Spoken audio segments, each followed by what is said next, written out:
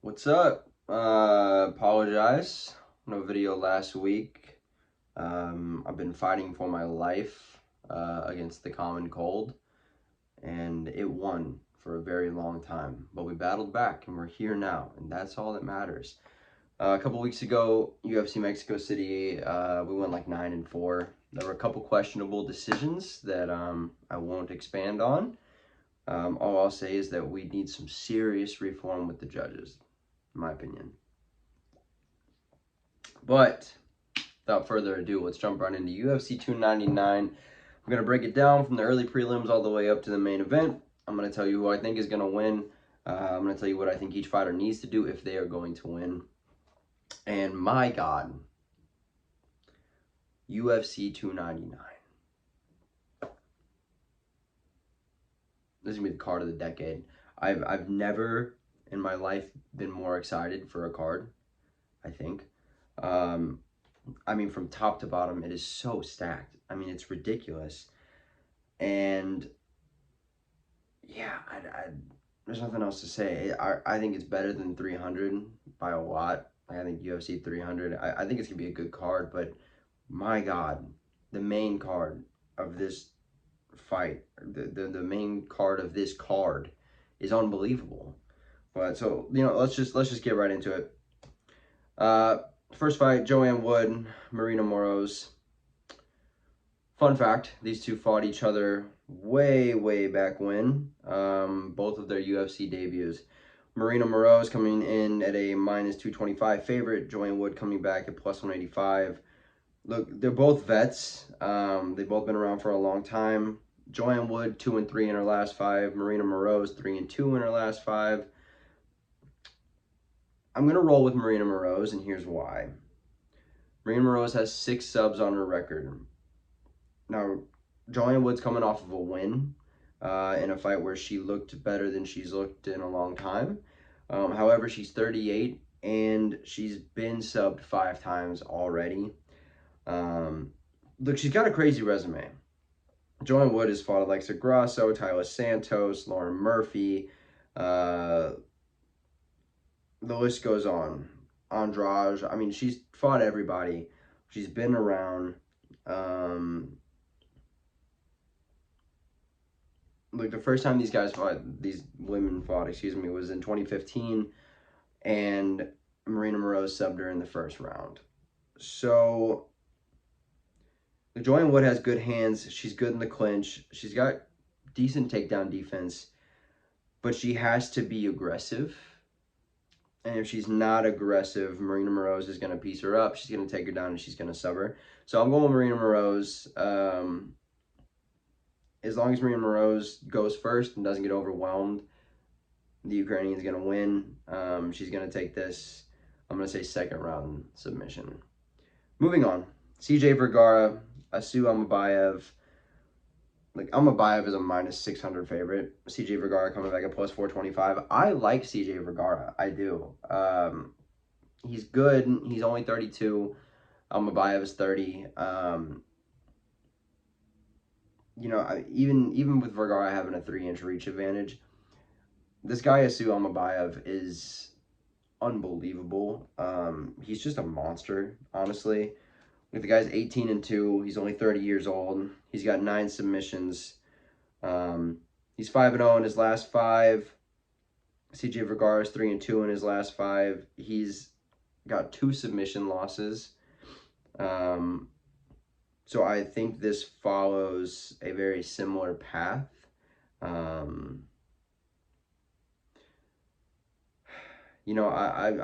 Obviously I'm going with Amabayev. I think what's going to happen is Amabayev will come in, he will be aggressive, he will go first, he will get the takedown. I think this ends in the first round, probably via rear naked choke. He's already got 5 of them, so why not add a 6th? He's very dominant on the ground. He's going to shoot early, he's going to shoot often. And as long as he just doesn't take any unnecessary shots, as long as he's smart with his defense, he takes this very easily. If CJ Vergara was to win, he's got 7 knockouts. And at 125, that's uncommon. So he's got a puncher's chance. he needs to work on managing his distance. I think that's going to be the key to winning this fight, if he can manage the distance.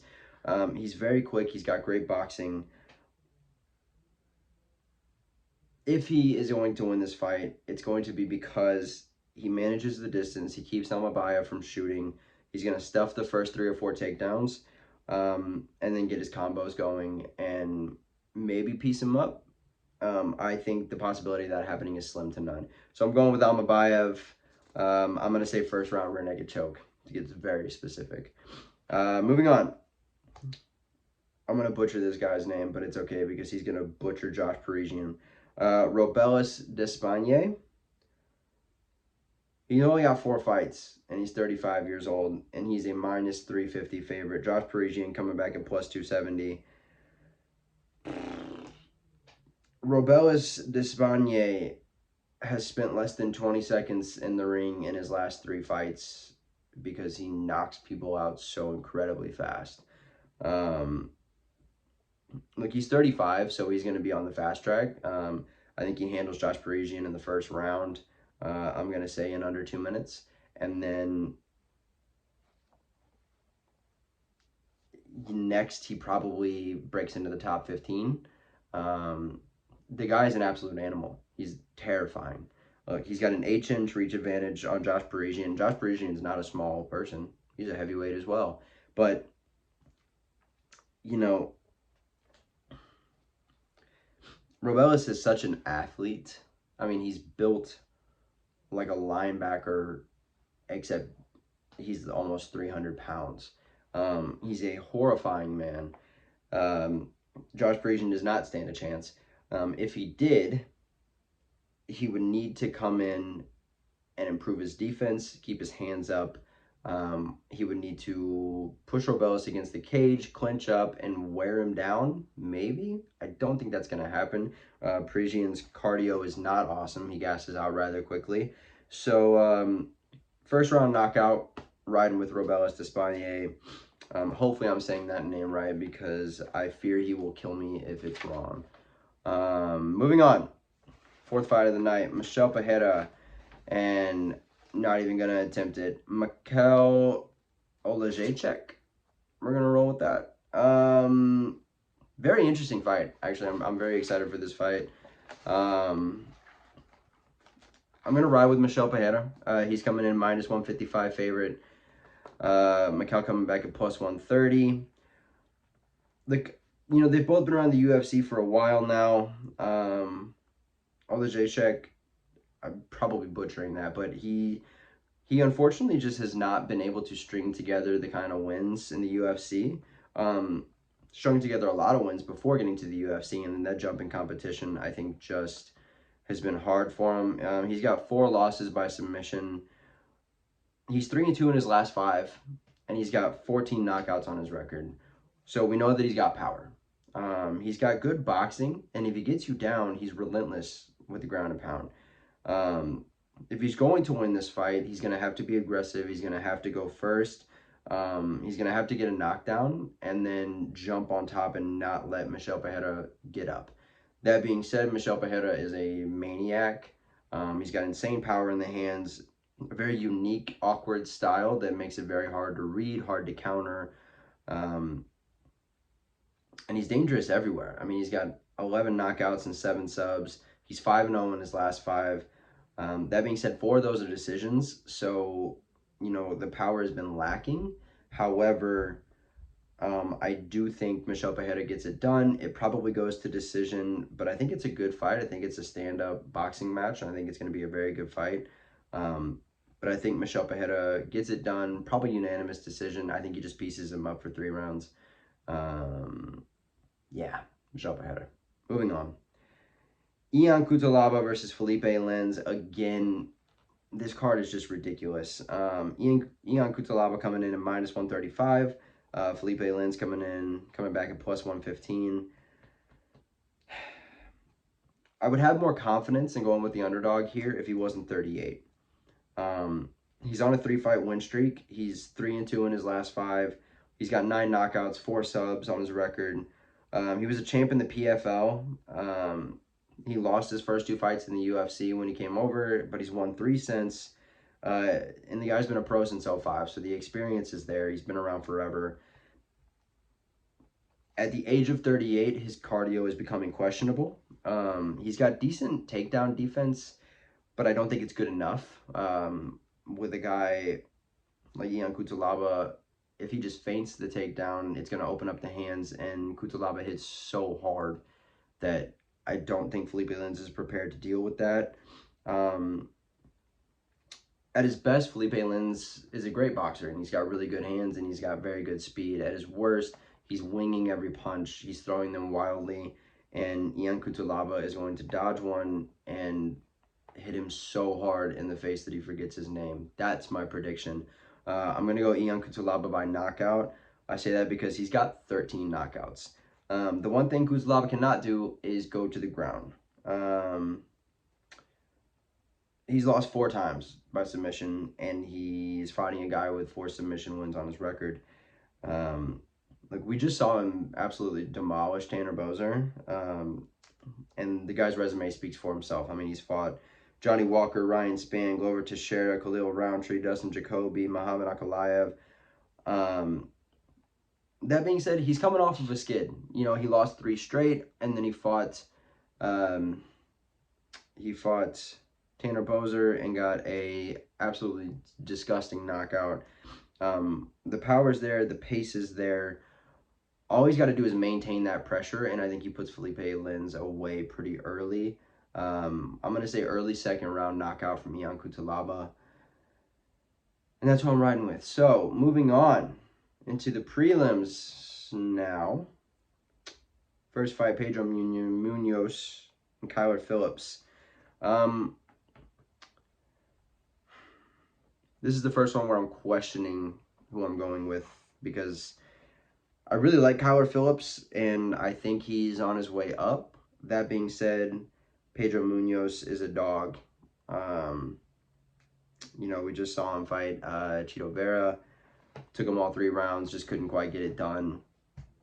Chito, who's of course fighting for the belt. The problem is Pedro's 1-3 with 1 no contest, which was against Sean O'Malley in his last 5. He's got 5 knockouts and 8 subs on the record. Look, I mean, here's the other thing. His last 5 have been against Chito Vera, Chris Gutierrez, Sean O'Malley, Dominic Cruz, and Jose Aldo. I mean, it doesn't get harder than that as your last 5. So it's hard to look at the last 5 and really judge that when he's fighting the top 5, top 6 guys in the division. Not to mention he's got Aljo, Cody Garbrandt, Frankie Edgar, Rob Font on his resume. I mean, the guy's fought everybody. So the experience is definitely on the side of Pedro. If he's going to win, he's going to come out, use the kicks early, use the calf kicks. He's going to have to get the hands going. He's going to have to be the guy that goes first. And he's going to have to keep a very heavy pace on the entire fight. I don't think he's able to beat Kyler Phillips. That being said, I don't think Kyler Phillips is able to finish Pedro Munoz. I'm going to go with Kyler Phillips. He's also got a huge reach advantage. He's got a 7-inch reach advantage over Pedro. So, I mean, we're talking about a guy who already at 28 has wins over Song Yadong, Barcelos, and Rojo. He's got a good resume for himself. He's 4-1 in his last 5, so he's on a good streak. Only thing he can't do is rush. He gets a little antsy. He likes to come out, start fast, and really get it going, which is a good idea against Pedro Munoz. You just can't get countered. Pedro's got serious power, and he can put your lights out. So I'm going to say Kyler Phillips. I think it's going to be a decision. Could even be a split decision. He's just got to use his takedown defense. He can't be wild. And as long as he, I think, keeps the hands up, doesn't get caught, then Kyler Phillips by decision. Moving on. Again, this card is unbelievable. On the prelims, Mateusz Gamrot and Rafael dos Anjos. Look, I have to ride with Mateusz Gamrot. He's a -500 favorite. Rafael dos Anjos is +360 coming back. it sucks. We wish these guys would retire. You know, Rafael dos Anjos is almost 40. Of course, he's got an incredible resume. He's got an incredible record. And even still, he's 3-2 in his last 5. But the last time he won was over Brian Barberena in 2022. You know, he's been fighting like once a year. He's, you know, you have to question the ring rust. You have to question the age. I think if we see a vintage Rafael dos Anjos, which I don't know if that's even possible anymore, if he is to win, he's going to come out and start fast. He's got to start fast and put it on Gamrot, use his combos, get a takedown, and really just wear on Gamrot and look for a submission. That being said, I just don't see it. I don't see it happening. If he's to win, that's how he's going to do it. Coming back, Mateusz Gamrot, 33 compared to 39. You know, Mateusz is 4-1 in his last 5. He's got 8 knockouts and 5 subs on his record. He's dangerous everywhere. You know, he's got wins over Rafael Fiziev, Jalen Turner, Arman Sarukian. Now, that being said, his last fight with Fiziev, I had Fiziev winning. As far as the fight win, I had Fiziev winning before Fiziev took the knee injury and couldn't fight.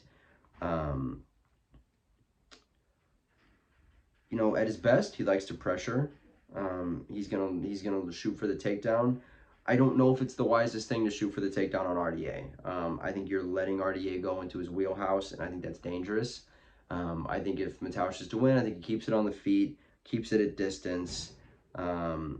If he does get on the ground, it should be because he got a knockdown, and then he is jumping on. Because when he is on the ground, he's a leech. I mean, you're not going to get back up if you're not experienced enough to compete. However, I think RDA is. So keep it out of RDA's wheelhouse. Mateusz Gamrot keeps it on the feet. I'm going to say decision again. I don't think he gets a finish, but no, I don't think he gets a finish. I think it goes to a decision. I think Mateusz by decision, could even be 29-28. Moving on. Fight number 8, we have Caitlin Sermonera versus Macy Barber. If you're wondering who Caitlin Sermonera is, it's Caitlin Chukagian. So, if that helps, she got married. Right off the bat, she's 4 inches taller than Macy Barber. That's an advantage. She's 4-1 in her last 5. All of those have been decisions. You know, she's a person who only has 3 finishes on her record, period. She's a plus 175 underdog. Macy Barber coming back minus 210. There's a 10-year age gap. Caitlin is 35, Macy Barber 25. And if we look at history, an age gap like that never serves the older fighter. That being said, she can rely on her experience. I mean, this is a former title challenger. You know, she's got good power. She's got great length for the class. She's very good at getting up if she gets taken down. I think the only way for her to get the win out of this fight is to try to get a takedown. I think if she's able to score a little bit on the feet, get a takedown, and ride the fight out with some ground and pound, maybe try some subs, you know, I can see her winning in that fashion, but that's probably the only fashion that I see her winning in. I'm riding with Macy Barber. She's 5-0 in her last 5. She's got 6 knockouts and 2 submissions, so she knows how to fight everywhere. You know, she's got wins over Amanda Hebos, Andrea Lee, JJ Aldrich, Lauren Robertson. You know, she's been around. Her loss that she has, you know, she lost to Alexa Grasso, so current champ.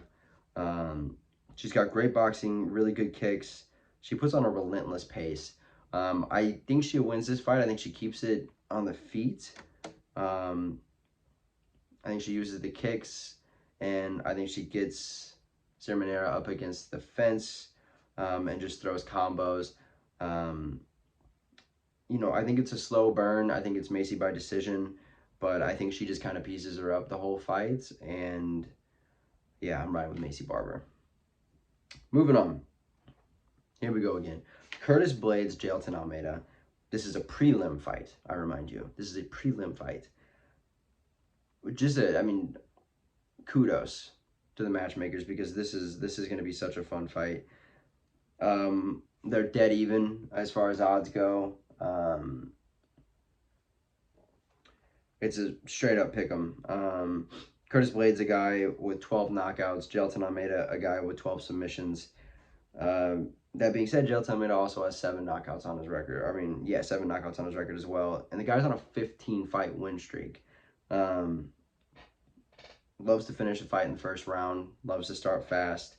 Yeah, we just saw him fight Derek Lewis. Was not very entertaining. Just kind of held Derek Lewis down for 25 minutes. You do have to sort of wonder, now he's fighting a guy in Curtis Blades who is a born wrestler who loves to sprawl. You know, he's very good on the ground. You have to wonder what Almeida's plan is going to be.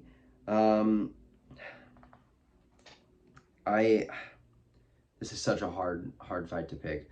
I think I'm going to ride with Jailton Almeida simply because of the fact if he's able to get a knockdown, I think he can finish Blades on the ground if he's quick about it. If he is able to get Curtis Blades down, potentially get his back, then I think he serves, you know, then I think he has a really good chance.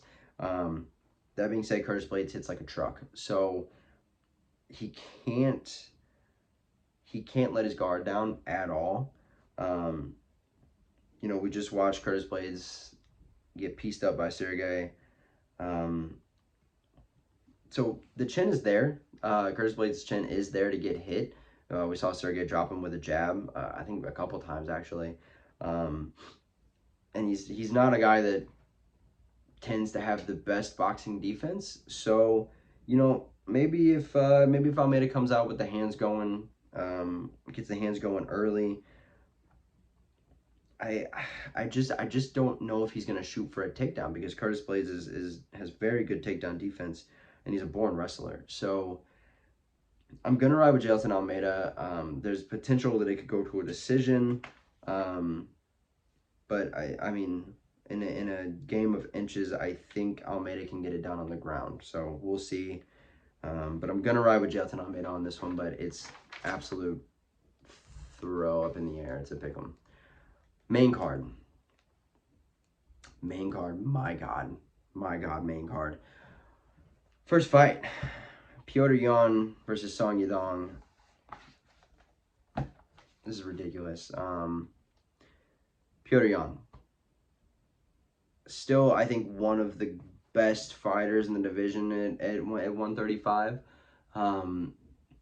That being said, he's on an absolute skid. He's 1-4 in his last 5. Marab dominated him. You know, the questionable decision with Sean, I think a lot of people saw it Jan's way. I could see either side. In my opinion, I thought Sean won. Watching the fight, I thought Sean won. And then he's got 2 losses to Aljo as well. And, you know, obviously one of those being the DQ. Look, he's lost 3 in a row, and if he's going to bounce back, it has to be now. It has to be now. If he loses 4 in a row, just for his mental, I think it's very, very, very bad if he loses his fight. He's in a 3-round fight again. I think he struggles with 3-round fights because he is a slow starter. He likes to read everything first, and then 2nd to 3rd round start coming in with the counters, maybe shoot takedowns. So if Petr Yan's going to win this fight, which he is a -120 favorite, Song Yadong coming back at +100, so it's very close. It's almost a pick 'em. If Yan is to win this fight, I think he has to come out and start very quickly. I think he needs to shoot takedowns. I think he needs to pressure very early. Keep the tight guard. Get back to Yan. You know, get back to Petr Yan throwing hands. I mean, he's one of the best boxers in the UFC. He's one of the best boxers at 135. So he's just got to get back to vintage Petr Yan. He's only 31, so it's not like he's out of his prime. It's not like his career is over. He's got plenty of time to turn it around, but it has to start with this fight. Coming back, Song Yadong, only 26 years old, 4-1 in his last 5. The one fight that he lost was a doctor stoppage against Corey Sandhagen. The guy is just a dog. He's just a fighter. He wants to fight. He wants to bleed. He wants you to bleed. He wants it to be violent. He's got great distance management. His boxing is spectacular. He's got good movement. The kicks are there. I mean, the guy holds a win over Chito Vera. He's been kind of hanging out on that fringe level. So this is a big step up fighting Jan. It's going to be very interesting. I think it's a very close fight. I am riding with the underdog to start the main card. I do think Song Yadong gets it done. I don't know if mentally if Jan is back. I don't think he is. The loss to Marab, he looked like he didn't want to be there. You know, he kind of got dominated. So I don't know how well he's holding up mentally. And I think Song Yadong is young. He's hungry. He wants violence. He's going to take the fight to Petr Yan. And I think he wins a decision. I don't see him getting a stoppage, but I do see him winning a decision. So I'm riding with the underdog there, finally, Song Yadong. Moving on, Gilbert Burns, Jack Della Maddalena. Gilbert Burns at plus 150, Jack Della Maddalena at minus 180. I understand the hype. I understand riding with Jack Della Maddalena here. He is a fantastic fighter. My question is if he's one-dimensional. His resume is not quite up to par yet, especially against a guy like Gilbert Burns. He is 5-0 in his last 5, and he's got 11 knockouts on his record. His last fight against Kevin Holland, I thought was a very questionable decision. Watching it, I had it going Kevin Holland's way. I am a little biased. I'm a huge Kevin Holland fan. So, that being said, maybe Maddalena won. But again, it was very, very close. It was a split decision. His fight before that with Hafez, also very, very tough decision to call there. It was another split decision. So, you know, as his competition is getting better, he's taken 2 split decision wins in a row. So the question begs to be asked, is he one-dimensional? Can he just box? You know, can he survive on the ground against a guy like Gilbert Burns? If Gilbert Burns gets a takedown, what does Jack Della Maddalena look like on the ground against a guy of the caliber of Gilbert Burns? Gilbert Burns' only downside is he's 37 years old. He's 3-2 in his last 5. On the record, he's got 6 knockouts and 9 subs. You know, his last fight against Bilal, he took it on short notice, and I believe he took an injury, I think, like in round 1. And the guy still fought the entire fight. I mean, he's 100% a gamer. He's 100% there to fight. He's not gonna back down. But it looked like against Bilal, he just kind of went into his survival mode. You know, just kind of shelled up and tried to not take damage. So if Gilbert Burns is to win this fight, I think he's got to get back to his roots. I think he's got to come out strong. He's got to be aggressive, and he's got to get the takedown early. I think he's with Jan, where, you know, we're coming up on his last chance to right the ship. Especially at 37, if he's going to be a contender, it's got to be now. You know, he doesn't have time for a 3-year journey to the title. He's got to be good right now. And if he's able to finish a guy like Jack Della Maddalena, that is a huge tick on the resume. I think he can expose the takedown defense of Maddalena. It did not look good against Hafez. He tends to just try to jump guillotine, and if he tries to do that against Gilbert Burns, I think it's a recipe for disaster. He's got a crazy chin. I mean, he can really, really take some shots, but I wonder how long that lasts.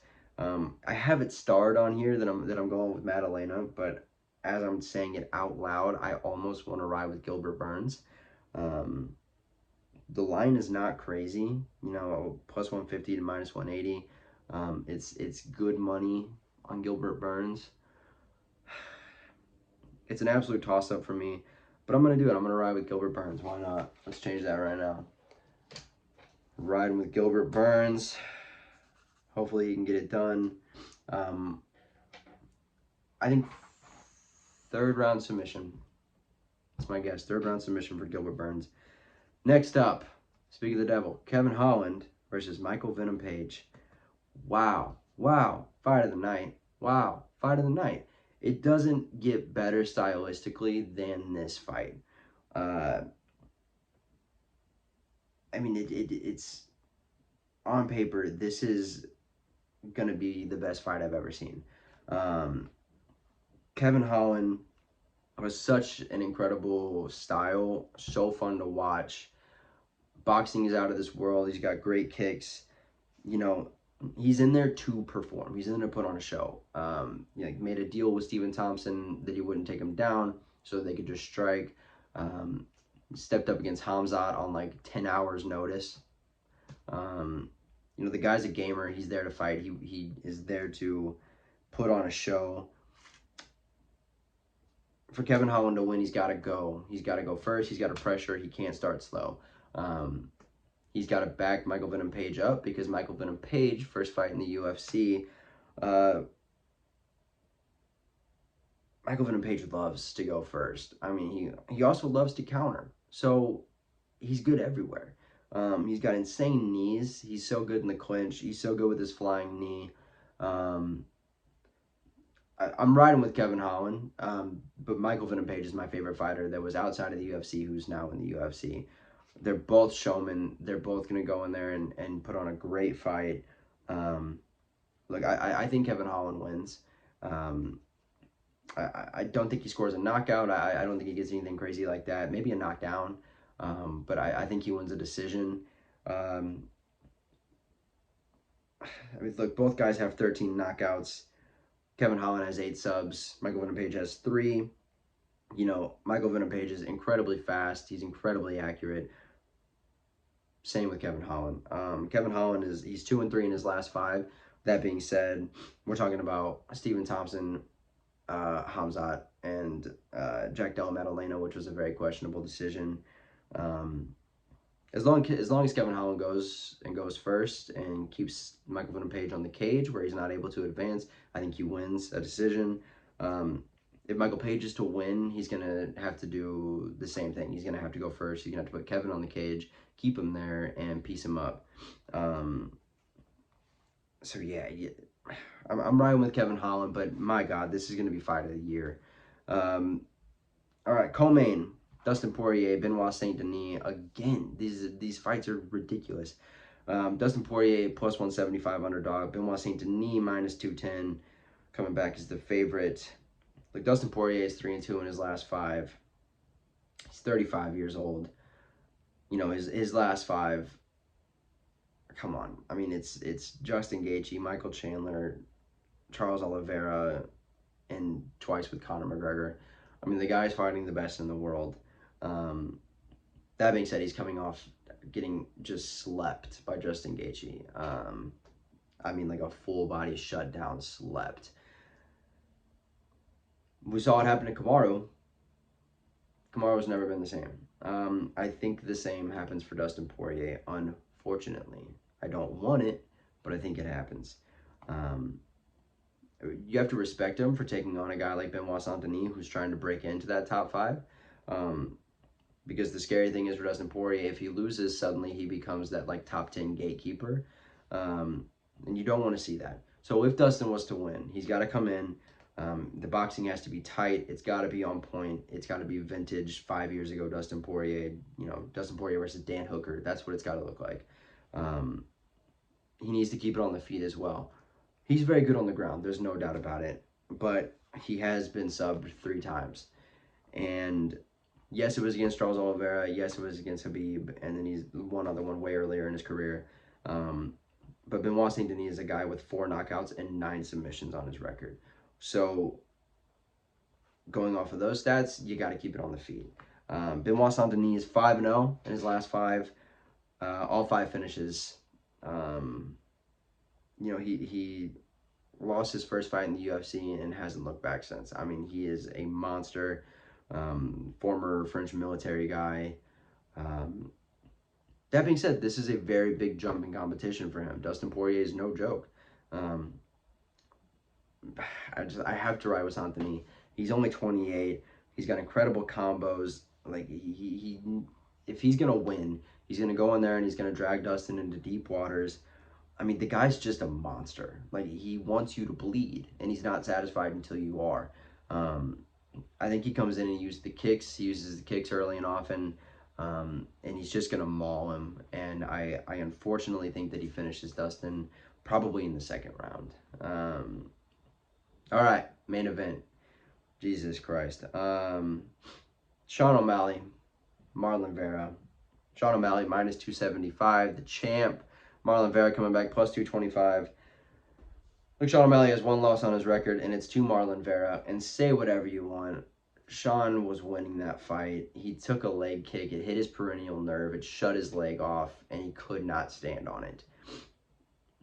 Now, look, if Marlon Vera is able to go in there and do that again, then you can say, hey, he's just really good at doing that thing. I don't see that happening. You know, I think Sean O'Malley comes in probably more motivated even than when he fought for the title because the guy does not want that loss on his record.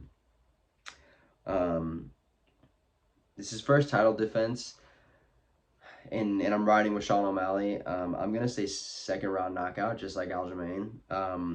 I think he puts the pressure on early. I think he goes quick, and Marlon Vera is a slow starter. We've seen it. We've seen it cost him fights, especially 3-rounders.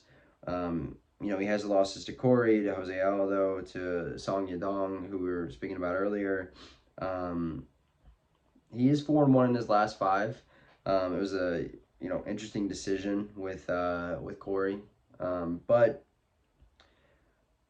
there's no denying the guy's an incredible fighter. He's got 10 subs, 8 knockouts.